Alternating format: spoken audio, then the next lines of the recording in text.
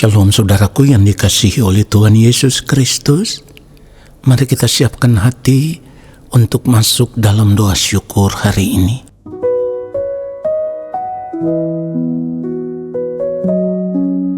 Tuhan, ini janjiku, ku mau tinggalkan dunia ini. Ku mau hidup kudus sepertimu, selalu ada di hadiratmu. Tuhan, ini janjiku, ku mau lakukan kehendak-Mu,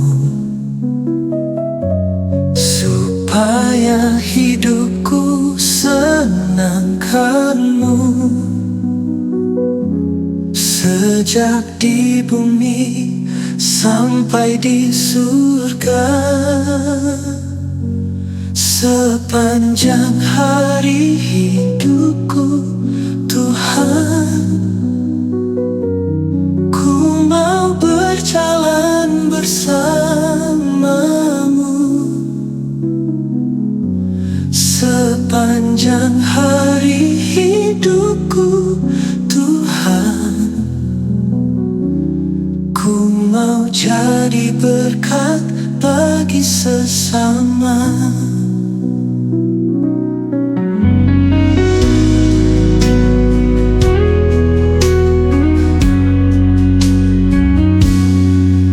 Tuhan, ini janjiku,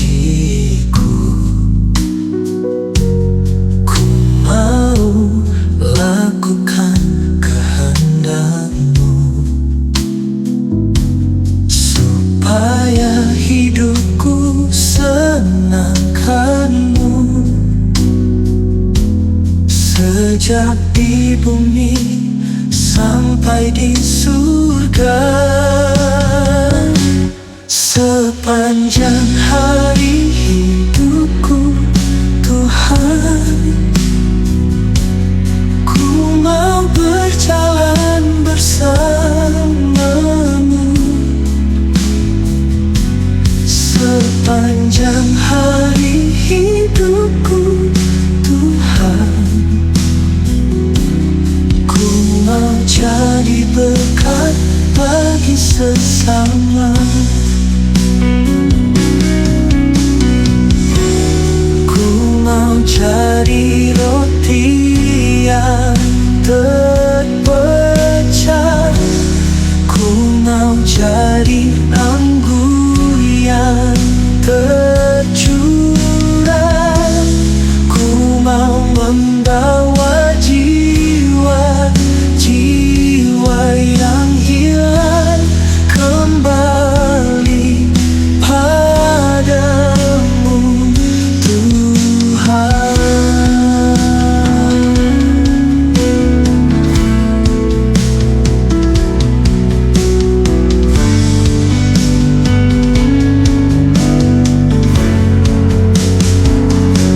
Sepanjang hari hidupku, Tuhan, ku mau berjalan bersama-Mu. Sepanjang hari hidupku, Tuhan, ku mau jadi berkat bagi sesama. Sepanjang hari hidupku, Tuhan, ku mau berjalan bersama-Mu. Sepanjang hari hidupku, Tuhan,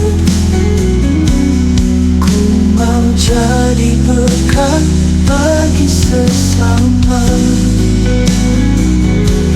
Ku mau jadi berkat bagi sesama.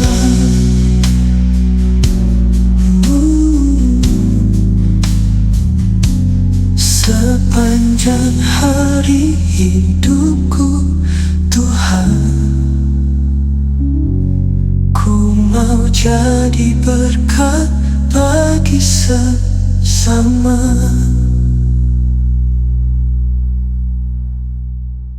Mari kita berdoa. Allah Bapa yang Maha Kudus, kami memerlukan firman-Mu. Berbicaralah bagi kami. Kami mau duduk diam di dalam hadirat-Mu, dan kami mau menanti-nantikan lawatan-Mu. Roh Kudus Tuhan mengurapi kami.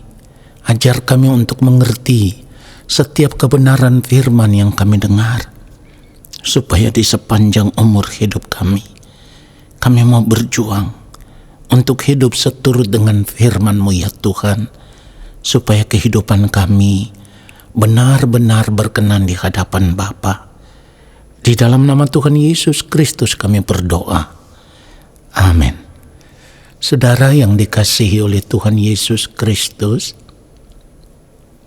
kalau firman Tuhan berkata, jika engkau makan, atau jika engkau minum, atau jika engkau melakukan sesuatu yang lain, lakukanlah semuanya itu untuk kemuliaan Allah. Maka kita wajib memiliki kehidupan yang demikian. Apapun yang kita lakukan di dalam seluruh gerak kehidupan kita harus untuk kemuliaan Allah. Tetapi kita tidak akan bisa hidup melakukan segala sesuatu untuk kemuliaan Allah kalau kita tidak memiliki landasan yang tepat, landasan yang benar. Ingat, Tuhan itu melihat perbuatan, dan perbuatan yang benar-benar lahir dari hati kita. Ya, ini penting untuk dimengerti. Kenapa? Karena Allah selalu menyelidiki hati. Ya, firman Tuhan katakan Allah menyelidiki hati. Jadi apapun yang kita lakukan, Tuhan tidak saja melihat apa yang kelihatan, melainkan Tuhan juga melihat apa yang ada di dalam kedalaman hati kita. Perhatikan itu, itulah kenapa saya katakan tadi, kalau kita mau melakukan segala sesuatu untuk kemuliaan Allah, maka kita harus memiliki landasan yang benar, landasan yang tepat, dan melakukan segala sesuatu untuk kemuliaan Allah itu hanya ada satu landasan. Landasannya adalah mencintai Tuhan sebagai suatu kebutuhan. Jadi sebagai orang percaya, kita harus benar-benar memiliki prinsip hidup, yaitu mencintai Tuhan, mengasihi Tuhan. Itu adalah kebutuhan hidup kita satu-satunya. Perhatikan itu, tidak ada kebutuhan hidup yang lebih bernilai, yang lebih berharga dari ini. Kalau kita menjadikan mencintai Tuhan, mengasihi Tuhan itu sebagai satu-satunya kebutuhan hidup kita, maka di dalam kehidupan kita akan selalu mengutamakan Tuhan di atas segala-galanya. Saudara perhatikan itu. Jadi kalau kita melakukan sesuatu, motivasinya kita melakukan itu apa? Ini yang harus kita periksa. Kalau kita mau melakukan sesuatu untuk kemuliaan Allah, berarti landasannya itu adalah karena kita mencintai Tuhan, mengasihi Tuhan lebih daripada apapun yang ada di dunia ini. Jadi kalau kita memiliki prinsip hidup yang demikian, maka sejak kita bangun pagi, apa yang kita lakukan, apa yang kita pikirkan, apa yang kita ucapkan, setiap tindakan hidup kita, setiap perbuatan kita akan kita jaga. Kenapa akan kita jaga? Karena kita tidak mau perbuatan kita, ucapan kita, tindakan hidup kita, gerak pikiran kita itu bisa melukai hati Allah Bapa di sorga. Sekali lagi saya katakan, ingat baik, Tuhan tidak saja melihat apa yang kelihatan, tetapi Allah Bapa di sorga melihat sampai di dalam kedalaman hati kita. Apa yang tersembunyi di dalam hati kita, semuanya itu nyata di hadapan Allah Bapa di sorga. Jadi kalau kita membaca kebenaran firman Tuhan seperti yang ditulis di dalam Markus 12 ayat 30, di mana firman Tuhan katakan, kasihilah Tuhan Allahmu dengan segenap hatimu dan dengan segenap jiwamu dan dengan segenap akal budimu dan dengan segenap kekuatanmu. Kebenaran firman Tuhan ini seharusnya menyadarkan kita, saudaraku, bahwa seluruh hidup kita itu harus dipersembahkan kepada Tuhan. Karena firman Tuhan katakan, kasihilah Tuhan Allahmu dengan segenap hatimu dan dengan segenap jiwamu dan dengan segenap akal budimu dan dengan segenap kekuatanmu. Dengan demikian, saudaraku, sudah tidak ada lagi bagian hidup yang harus kita ambil untuk menikmati dunia ini. Tidak ada lagi. Semuanya sudah harus diserahkan kepada Allah. Karena landasan kehidupan kita seperti yang sudah saya katakan tadi, mencintai Tuhan, mengasihi Tuhan itu harus menjadi kebutuhan yang utama di dalam kehidupan kita. Saudara yang dikasihi oleh Tuhan Yesus Kristus, orang percaya yang benar-benar merindukan kerajaan Allah Bapa di sorga, ia akan memiliki prinsip hidup mencintai Tuhan, mengasihi Tuhan sebagai kebutuhan hidup yang terutama, dan tidak ada yang lain yang lebih utama daripada kebutuhan yang satu ini. Jadi kita tidak boleh memandang mengasihi Tuhan atau mencintai Tuhan itu sebagai beban. Kenapa saya katakan kita tidak boleh memandang mencintai Tuhan, mengasihi Tuhan itu sebagai suatu beban? Karena orang yang bisa mencintai Tuhan, mengasihi Tuhan dengan segenap hatinya, dengan segenap jiwanya, dengan segenap akal budinya, bahkan dengan segenap kekuatannya, itu adalah suatu kehormatan, saudaraku. Ya, mengasihi Tuhan itu, mencintai Tuhan itu suatu kehormatan. Jadi kalau kita mau memiliki prinsip hidup yang demikian, maka setiap hari hati kita, ya, manusia batinnya kita ini akan merasa lapar dan haus akan Tuhan, yang sama dengan lapar dan haus akan kebenaran. Orang yang lapar dan haus akan kebenaran, mereka akan menjadi orang yang sangat berbahagia. Dan firman Tuhan mengatakan itu. Di dalam Matius pasal 5 ayat 6 dikatakan, berbahagialah orang yang lapar dan haus akan kebenaran, perhatikan ini, karena mereka akan dipuaskan. Kata dipuaskan di sini bukan apa yang bisa kita nikmati di dunia ini, bukan.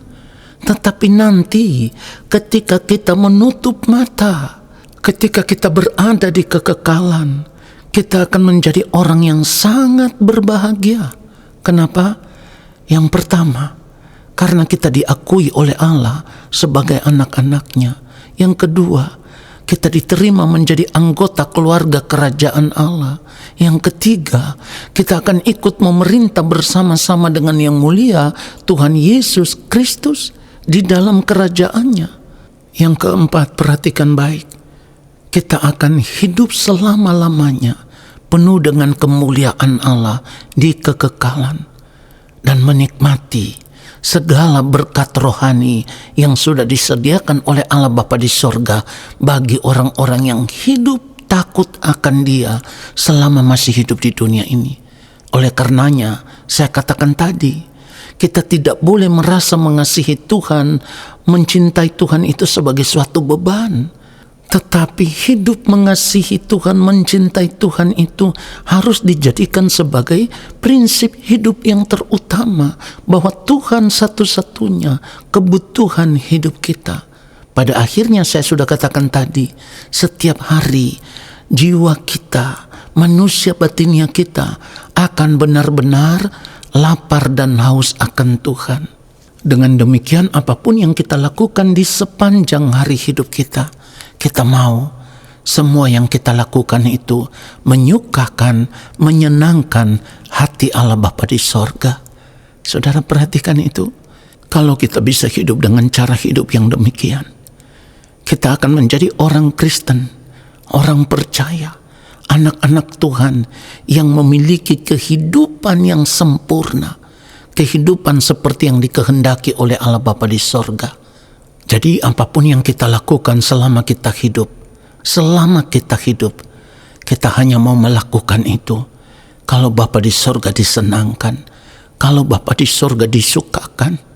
Dan kita akan merasa gentar kalau perbuatan kita melukai hati Bapa, mendukakan hati Bapa di sorga. Saudaraku, mari kita sadar akan hal ini sebelum terlambat. Ingat, waktu hidup kita di dunia ini tidak lama, singkat sekali. 70 tahun bukan waktu yang lama, waktu yang sangat singkat. Oleh karenanya kita harus mempersiapkan seluruh kehidupan kita. Kita harus belajar hidup mencintai Tuhan, mengasihi Tuhan sebagai suatu kebutuhan hidup yang terutama di dalam kehidupan kita. Kalau kita memiliki prinsip hidup yang seperti ini, kita tidak perlu takut terhadap apapun yang akan terjadi. Sebab ketika kita hidup benar di hadapan Tuhan, percayalah, Tuhan tidak pernah meninggalkan kita. Sebab firman Tuhan berkata, mata Tuhan tertuju kepada orang benar. Jadi, jangan lagi hidup mengasihi dunia ini, tetapi hiduplah mencintai Tuhan, mengasihi Tuhan sebagai kebutuhan hidup kita yang terutama, supaya kehidupan kita tetap berkenan di hadapan Bapa di sorga. Biarlah kebenaran firman Tuhan ini menyadarkan kita semua. Amin. Mari kita berdoa.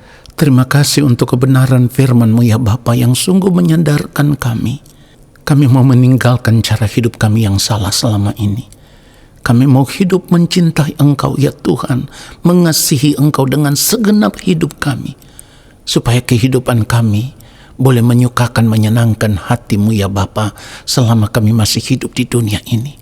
Kami mau hidup menjadi anak kesukaan Allah Bapa di sorga. Terima kasih Bapa. Kami mengangkat tangan di hadapan-Mu. Kami percaya Bapa di sorga akan memberkati hidup kami. Turunlah atas kehidupan kami segala berkat kasih karunia daripada Allah Bapa di sorga. Rahmat cinta kasih yang berlimpah-limpah dari Tuhan Yesus Kristus di dalam persekutuan yang manis dengan Roh Allah yang kudus, menyertai langkah hidup kami dan memberkati kami sekarang dan sampai selama-lamanya. Amin. Saudara, terima kasih sudah mengikuti doa syukur hari ini. Sampai jumpa dalam doa syukur besok hari. Tuhan Yesus memberkati kita semua. Shalom.